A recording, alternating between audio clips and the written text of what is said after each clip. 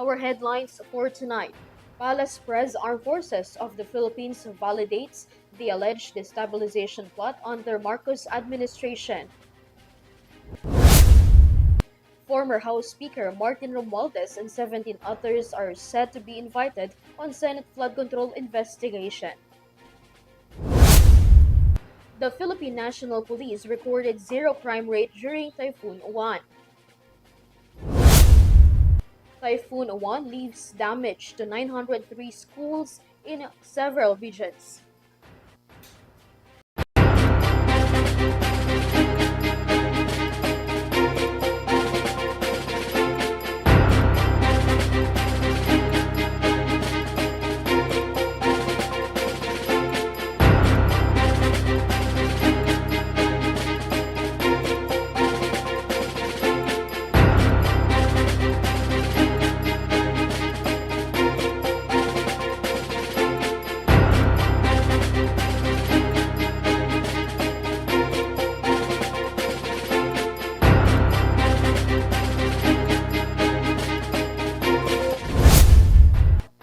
Good evening. Bringing the latest news for tonight, I am KRIZZA Lopez and this is Eurotv News Thread. The details in our broadcast. Malacanang confirmed that the Armed Forces of the Philippines is validating reports of an alleged destabilization plot against the administration of President Ferdinand Marcos Jr. following broadcaster Ramon Tulfo's claims, naming several prominent figures. Alvin Pelobello tells us more. Malacanang Palace says the Armed Forces of the Philippines is validating the alleged destabilization plan under the administration of President Ferdinand Marcos Jr. This is in connection with broadcaster Ramon Tulfo's revelation of the names of the alleged former officials involved in the alleged destabilization plan. According to Palace Press Officer and Undersecretary Claire Castro, the Intelligence Committee is also investigating the said destabilization. Ng AFP. At nabanggit nga rin po ang mga pangalang katulad ni General Pokis, General Orlando De Leon, at saka si Mayor Benji Magalong. Although for confirmation. At iba pa, pati si Colonel Achica na di umanong sangkot sa usapin ng 125 million pesos na confidential funds ng Vice Presidente. Ayon po sa AFP, sa mga gintong klaseng mga sinasabi, although ito ay nasa social media, at sa kanila po, ito po ay ibinibigay na rin po sa kanilang intelligence community. Tulfo named Vice President Sara Duterte, Congressman Paulo Duterte, and former Ilocos Sur Governor Chavit Singson as ones of the alleged behind this plan. Minomonitor, inaalam ang katotohanan. Hindi naman po ibig sabihin na nasabi sa social media ito ay agad na dapat paniwalaan. So kailangan po nilang i-validate. At sa ngayon po, ayon sa AFP, ito po ay pinamomonitor at binigay na po nila sa intelligence community nila. In a statement, Congressman Duterte denied Tulfo's allegations, saying it was just an imagination of the journalist. The lawmaker also said that the journalist should make a confirmation what was true and what was a fiction. Among the former generals named is Baguio City Mayor Benjamin Magalong. However, in a statement released by Magalong, he also denied the alleged baseless accusations that he is being implicated in destabilizing the government. Magalong insisted that corruption and deceptions are weakening the country instead of holding those involved in corruption accountable. This is Alvin Pelobello for Eurotv News. Meanwhile, as the Senate flood control investigation continues, new set of resource persons will be invited, including former House Speaker Martin Romualdez and 17 others in the House. Senate President Pro Tempore Ping Lacson said the invitation will be given to House Speaker Boji D for interparliamentary courtesy. More from this report. Senate President Pro Tempore and Blue Ribbon Committee Chair Ping Lacson confirmed on Tuesday that former House Speaker Martin Romualdez and 17 other lawmakers allegedly linked to the flood control project corruption will be invited to the Senate hearing. According to Senator Lacson, the invitation letter will be coursed through House Speaker Boji D once he is formally reinstated as committee chair.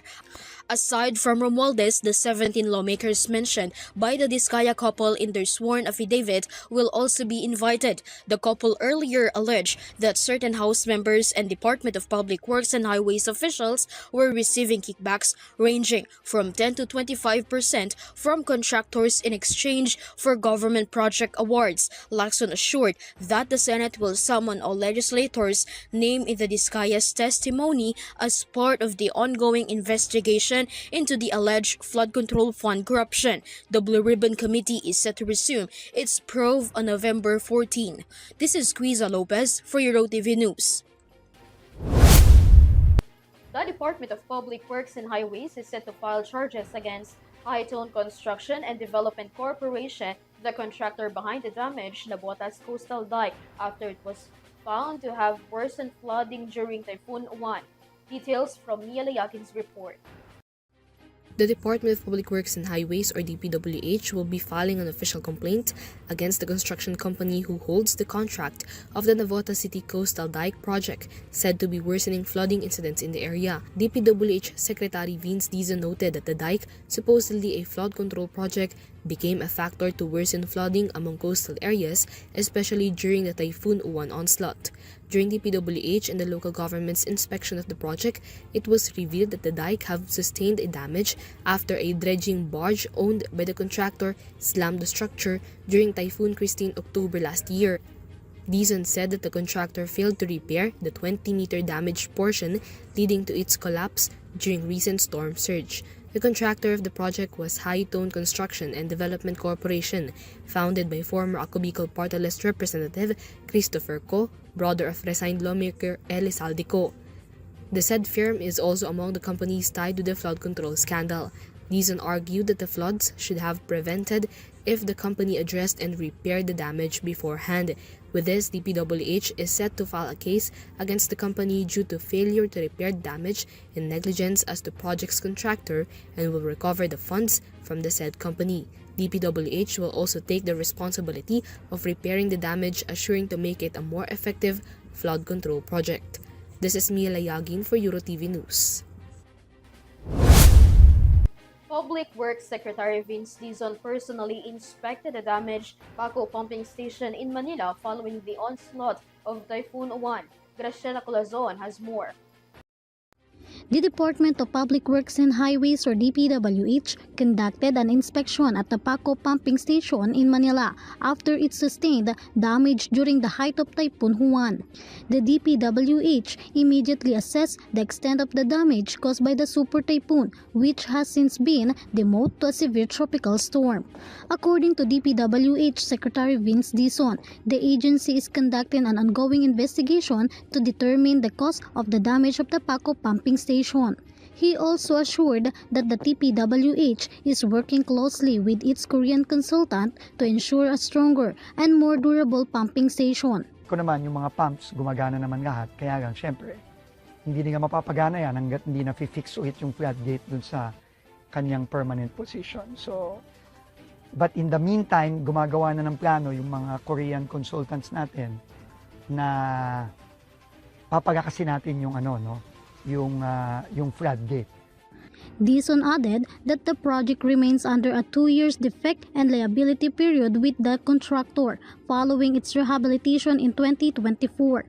Because of this, the government will not incur any cost for the repair of the damaged portion of the pumping station. Agamin natin, pero iimbestigahan natin kung ano yung cost. May CCTV footage naman, papakuha na natin. Pero more importantly, kailangan magawa natin ng mabilis. Maibalik natin yung gate dun sa kanyang permanent position. So, kasama naman sa warranty period pa ng contractor ito, 2-year warranty, 2024 pa lang na turnover to. So, 1 taon pa lang. So, walang gastos ang gobyerno gagawin ng contractor to. Sabi niya, 14 days, pinapabilisan natin. It may be recalled that the floodgate of the pumping station covering a 182 hectares catchment area was among the structures affected by the typhoon after water levels from the Pasig River rose by more than 12 meters on the night of November 9, 2025. The DPWH target to restore the floodgate into its original position within 2 weeks, while the construction of the permanent and reinforced floodgates is expected to be completed within the 3 months. DPWH also continued to coordinate local government units to prevent flooding and ensure the safety of the residents in Paco and nearby areas. This effort is in line with President Ferdinand R. Marcos Jr. directive to ensure the immediate repair and damaged DPWH projects, including key infrastructure in Metro Manila. This is Graciela Corazon for Eurotv News.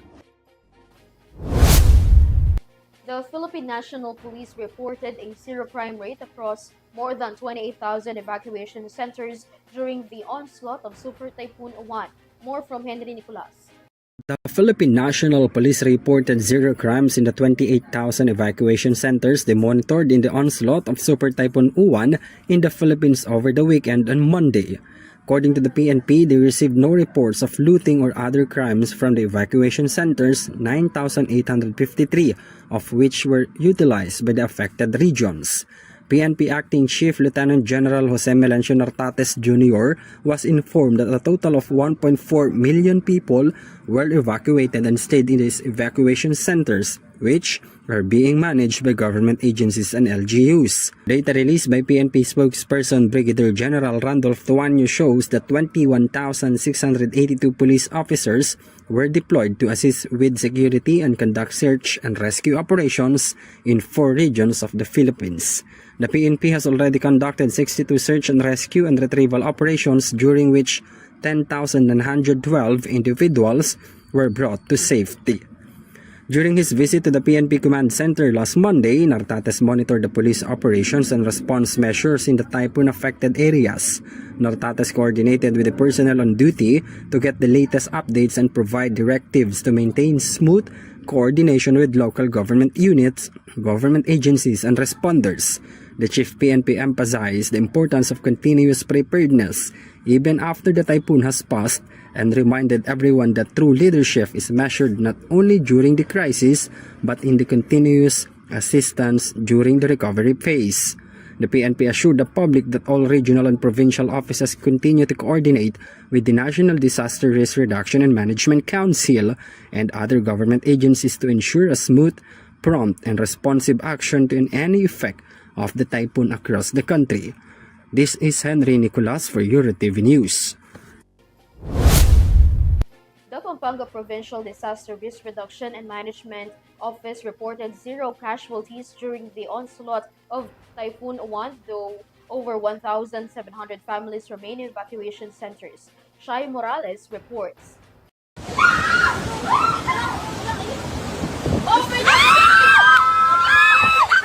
No casualties or major incidents were reported overnight as Typhoon Uwan battered Pampanga on Monday. According to data from the Provincial Disaster Risk Reduction and Management Council, or PDRRMC, more than 1,000 families remain in evacuation centers across the province and continue to be monitored by authorities. Meanwhile, 39 barangays in the towns of Masantol and Macabebe remain flooded due to high tide. Pampanga Vice Governor Dennis Pineda said that the PDRRMC will continue to monitor conditions in the coming days as water from the province of Aurora and Nueva Ecija is expected to flow downstream, possibly affecting low-lying areas in Pampanga's 4th District.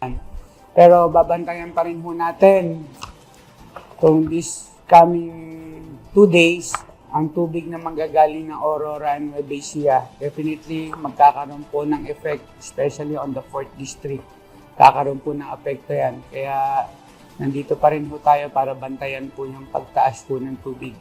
Pero sana nanalangin tayo na wala na hong other damages pa ho na idulot yan sa atin, lalo na sa agriculture.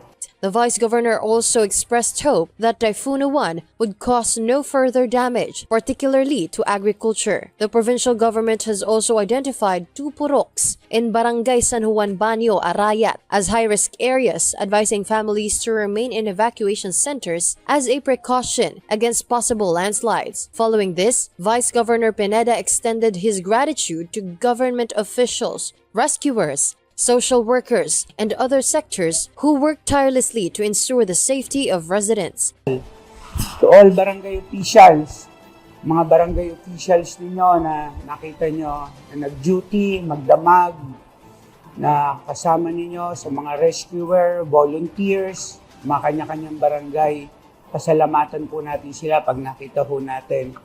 Pasalamat po tayo na kahit may kalamidad, nakikita po nila yung pagsiservisyo na binigay sa mga kabarangay. This is Shai Morales reporting for Eurotv News. The Department of Education reported that at least 903 schools across several regions suffered damage from Typhoon Uwan, leaving thousands of classrooms in need of repair. DepEd estimates over 200 million pesos will be required for rehabilitation and clearing operations, as many schools also serve as evacuation centers for displaced families. Vanessa Cleopas has the full report. Schools in various regions of the country were not spared from the onslaught of Typhoon Uwan, which caused damage to classrooms and other facilities. According to the situation report of the DepEd Disaster Risk Reduction and Management Service, the number of affected schools has risen to 903, sustaining various degrees of infrastructure damage. 3,236 classrooms with minor damage, 1,057 classrooms with major damage, and 597 classrooms that were totally damaged. Topping the DepEd's list of regions with the highest number of damaged classroom is the Bicol region, followed by Calabarzon, Cagayan Valley, Cordillera Administrative Region or CAR, Eastern Visayas, Central Luzon, Mimaropa, Ilocos Region, Caraga, Central Visayas, National Capital Region or NCR, and Northern Mindanao. Meanwhile, some classrooms that were not directly damaged by the typhoon are currently being used as evacuation center for displaced families and individuals. According to DepEd, the agency needs more than 45.4 million pesos to repair and conduct clean-up and clearing operations in the 903 affected schools. An additional 158.6 million is needed for the repair of over 49,000 classrooms that sustained minor damage. Aside from the damage to classrooms, DepEd also faces the challenge of supporting over 17 million students and at least 743,000 personnel nationwide who were affected by the suspension of the face-to-face classes due to Typhoon Uwan. As of now, the DepEd has released around 20 million pesos in financial assistance to various schools to carry out clearing operation and 57 million pesos for minor repairs in affected school buildings. The department also assures the safety of students, teachers, and other personnel and encourage the use of alternative delivery mode or ADM for continued learning. This is Vanessa Cleophas for Eurotv News. During the cleanup drive, personnel of Metropolitan Manila Development Authority collected sacks of garbage along Manila Bay Dolomite Beach. Catherine Landicho reports. Sacks of garbage were collected by personnel of the Metropolitan Manila Development Authority or MMDA, Metro Parkways Clearing Group or MPCG during a cleanup drive held at the Manila Bay Walk Dolomite Beach earlier today. During the operations, MMDA workers hauled various types of waste, including plastic materials, wood, bottles, cigarette butts, broken tree branches, bamboo, candy wrappers, and other debris washed ashore along the coastline. According to the MMDA, the activity aims to help maintain the cleanliness and safety of the Manila Bay area, especially after heavy rains and flooding that often bring tons of garbage to the shore. The agency once again reminded the public to practice discipline in proper waste disposal and to avoid throwing trash into waterways to prevent flooding, particularly during the rainy season or when storms occur. This is Catherine Landicho for Eurotv News. Malacanang has defended First Lady Liza Araneta Marcos amid public criticisms over her attendance at recent cultural events following Typhoon Uwan's devastation. Vanessa Cleophas returns.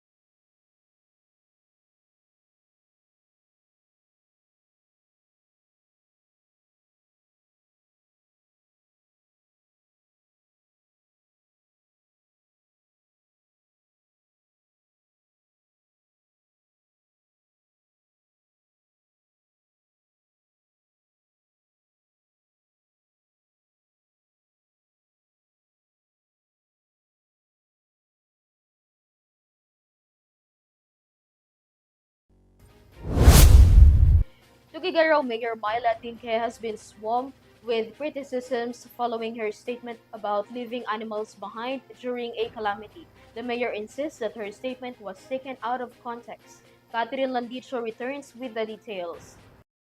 Tuguegarao City Mayor Myla Tinque has clarified that a viral video clip circulating on social media showing her remarks about animals and her call for residents to evacuate ahead of Super Typhoon Uwan was taken out of context. According to the mayor, several media outlets allegedly presented her statement unfairly and without proper context from her Facebook Live broadcast on November 9, where she received backlash for certain remarks. Nakikiusap ako.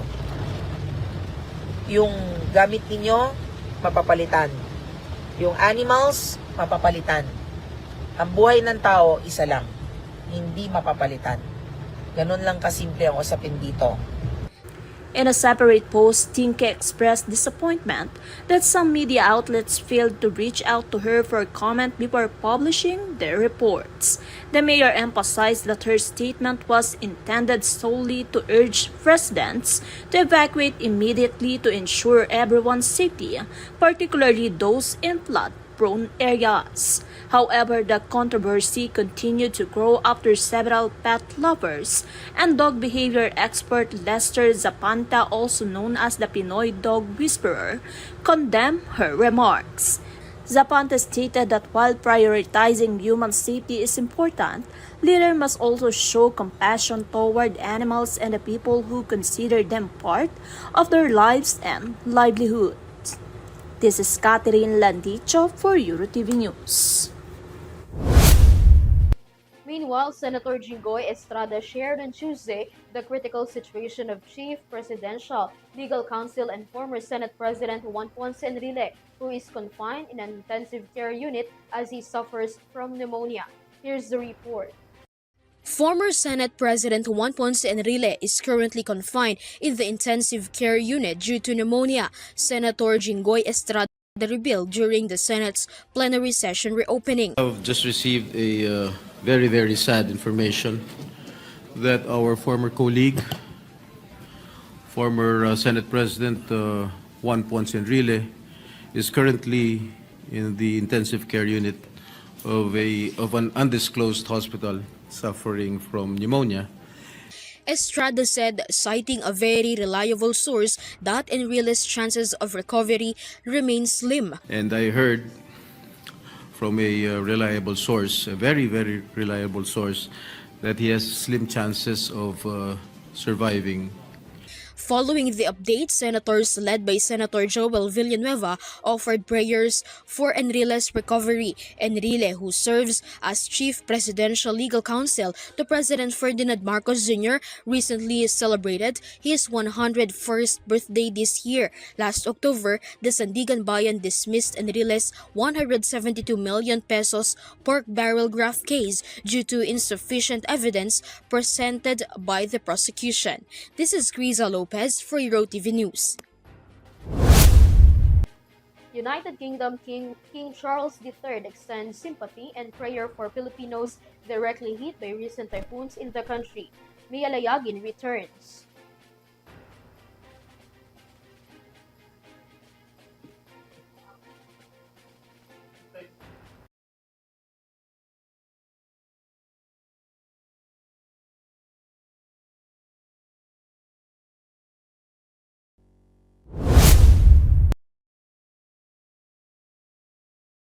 After a car exploded near the historic Red Fort in New Delhi on Monday evening.